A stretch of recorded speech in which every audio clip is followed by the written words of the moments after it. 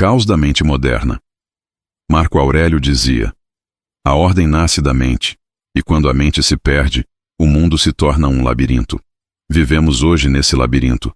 O ruído constante, as notificações que nos fragmentam, as comparações que nos corroem, tudo isso constrói uma névoa invisível, onde a alma se confunde e o corpo apenas reage.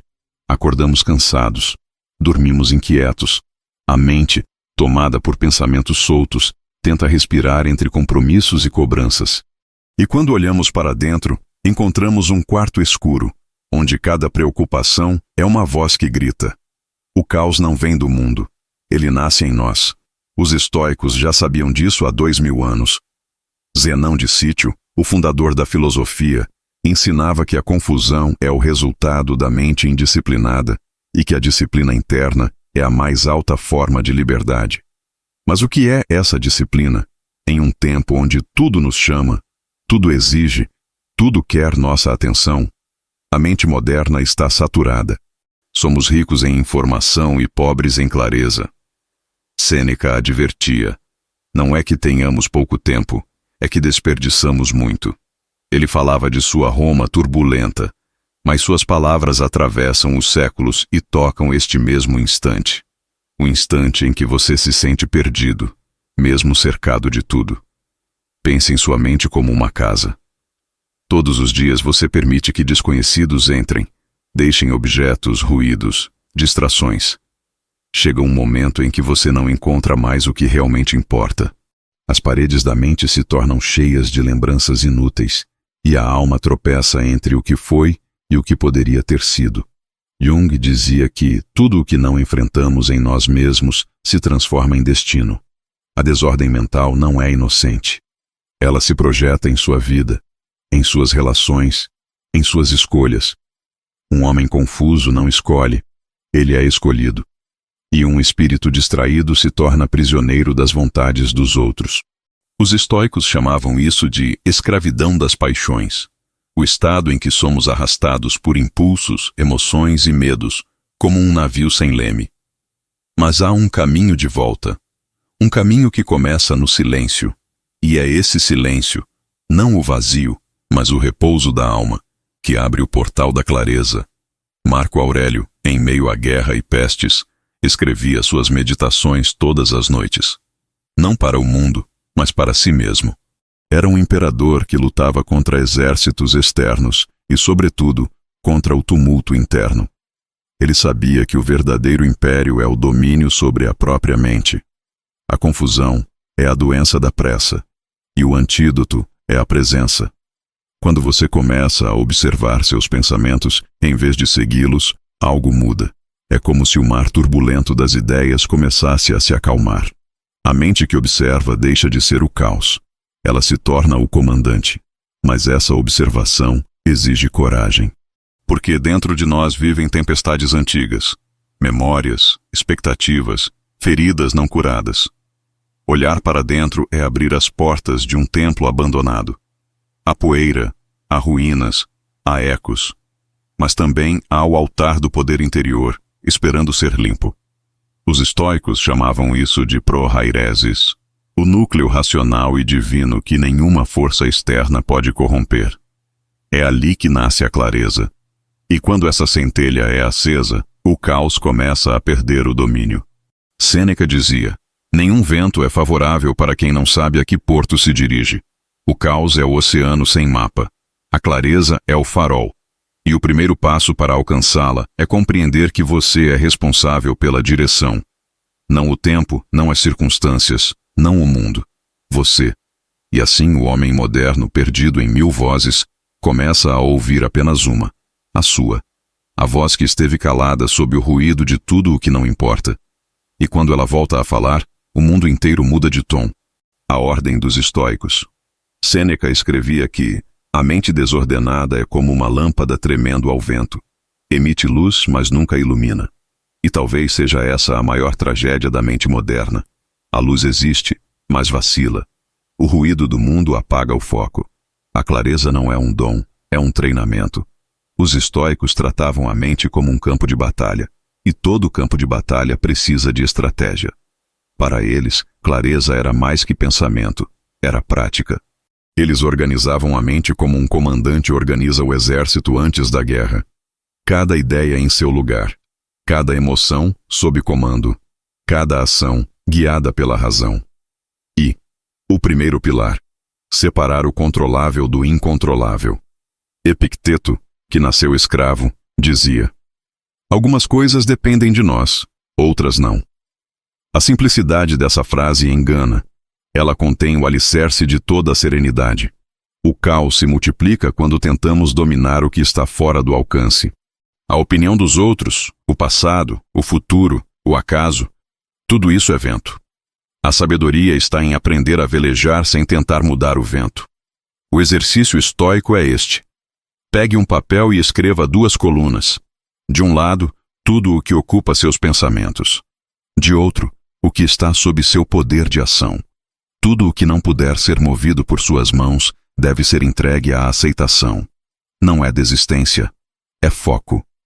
Sêneca chamava isso de a economia da energia vital. Lá não desperdiçar força em batalhas que não pertencem a você. A clareza nasce do corte. Quando você aprende a dizer, isso não é meu, a mente se alivia como um campo após a tempestade. E nesse espaço limpo, surge o essencial. Guinness. O segundo pilar, os rituais de clareza. Marco Aurélio escrevia em silêncio todas as manhãs, não para publicar, mas para purificar.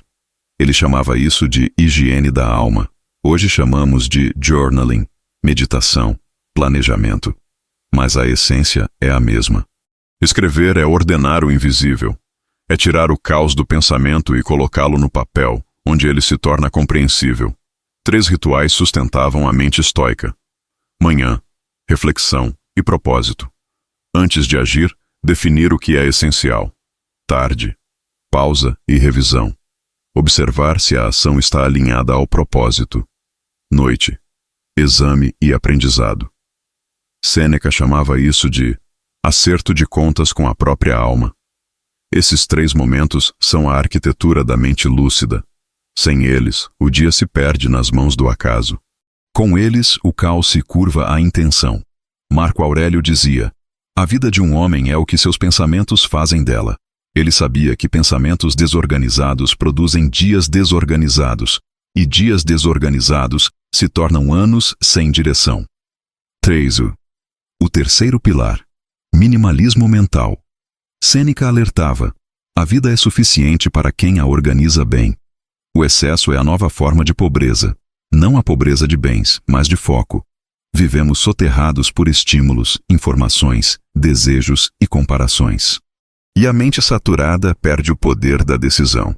Os estoicos eram minimalistas por sabedoria, não por estética. Sabiam que a mente precisa de espaço. Por isso, praticavam o que hoje chamamos de aiké, o desapego disciplinado. Removiam o supérfluo, não para ter menos, mas para ver melhor. Faça esse teste. Limpe sua mesa, esvazie a tela, silencie o telefone. Observe como o simples ato de criar espaço físico muda a clareza mental. A mente e o ambiente são espelhos. Quando um se organiza, o outro respira. Jung afirmava que a ordem externa é reflexo da integração interna. Por isso, organizar não é uma ação estética, mas espiritual. É alinhar o mundo visível com o invisível. 4. O quarto pilar: ação intencional. Os estoicos não eram monges isolados. Eram líderes, guerreiros, políticos, comerciantes, filósofos em meio ao mundo real. Eles sabiam que o pensamento sem ação é apenas ruído refinado. A sabedoria só ganha peso quando aplicada. Por isso, eles perguntavam antes de agir: essa decisão me aproxima ou me afasta da vida que quero viver? Epicteto ensinava: não é o que acontece que te define, mas como você responde ao que acontece. A ação intencional é a resposta lúcida, não a reação emocional. A mente disciplinada age com propósito, e cada ato torna-se uma pedra no templo da clareza. Não importa o tamanho da tarefa, se feita com intenção, ela se transforma em prática espiritual. Lavar a louça, escrever um relatório, silenciar uma resposta impulsiva, tudo pode ser exercício de ordem interior. Os estoicos Chamavam isso de areté, a excelência moral. Fazer cada coisa como se o universo observasse. Não por vaidade, mas por honra à própria consciência. E quando essa honra se torna hábito, o caos não encontra brechas. A clareza se solidifica e o homem se torna sereno. Não porque o mundo está calmo, mas porque ele se tornou o eixo do próprio mundo. O silêncio que domina o caos. Sêneca escrevia que nenhum homem é mais infeliz do que aquele que nunca enfrentou a adversidade, pois nunca lhe foi dado provar a si mesmo. A clareza, portanto, não nasce no conforto. Ela é forjada na fornalha do caos. Vivemos em um tempo em que o barulho é constante e a introspecção parece fraqueza. Mas o estoico sabe que o poder se esconde no silêncio, porque o silêncio é o campo onde a mente e o espírito se reencontram. Enquanto o mundo grita, o homem claro observa, e nesse observar, ele governa. Marco Aurélio reinava sobre Roma, mas também sobre o próprio coração. E escrevia em meio à guerra e à peste. A alma torna-se da cor dos pensamentos. Ele sabia que, mesmo quando tudo desmorona, ainda é possível escolher o tom interior. O caos pode rugir, mas a mente disciplinada escolhe a serenidade como resposta. O silêncio para os estoicos não era ausência de som, mas presença de domínio. É nesse espaço que o homem se reconecta à razão divina, ao Logos, como chamavam. Esse Logos não é religião, é princípio, é ordem no meio do turbilhão. E quem aprende a habitar esse centro silencioso torna-se impenetrável. Jung chamou esse estado de individuação, o ponto onde o eu deixa de ser refém das máscaras e das expectativas externas. Ele dizia: aquele que olha para fora sonha, aquele que olha para dentro desperta. Os estoicos viviam desperto. Eles olhavam o mundo com clareza, não com ingenuidade. Sabiam que não podem mudar o destino, mas podem moldar a mente que o enfrenta. Quando tudo parece colapsar, o trabalho, os relacionamentos, a saúde, a mente comum reage com desespero, enquanto a mente estoica pausa. Essa pausa é o início do domínio. É o instante em que você escolhe não ser o caos. Epicteto chamava isso de retornar à fortaleza interior. Ele dizia: ninguém pode te ferir sem tua permissão. E o que ele queria dizer é simples e absoluto. O sofrimento é inevitável, mas o desespero é opcional. O estoico não foge do caos. Ele o usa. Marco Aurélio escreveu: o obstáculo ao caminho torna-se o caminho. Essa é a chave. A dificuldade não é o fim, é o treino. A vida não testa o homem para puni-lo, mas para moldá-lo. Cada perda, cada queda, cada silêncio profundo é uma lição disfarçada. E quando você para de resistir e começa a observar, o caos se transforma em mestre. O silêncio é a espada invisível dos sábios. Ele corta a ansiedade, a pressa, a confusão. No silêncio, a mente se alinha ao ritmo da eternidade. Você começa a ver a vida como os estoicos viam. Não como algo que precisa ser controlado, mas compreendido. Sêneca dizia que a serenidade não vem de evitar o vento, mas de aprender a ajustar as velas. E ajustar as velas é, na prática, o que diferencia o homem comum do homem estoico. O primeiro tenta mudar o mundo. O segundo muda a si mesmo. E assim, o mundo se ajusta. A clareza, quando alcançada, não é um ponto de chegada, mas um estado de prática constante. Ela deve ser alimentada todos os dias, como o fogo que Marco Aurélio descrevia.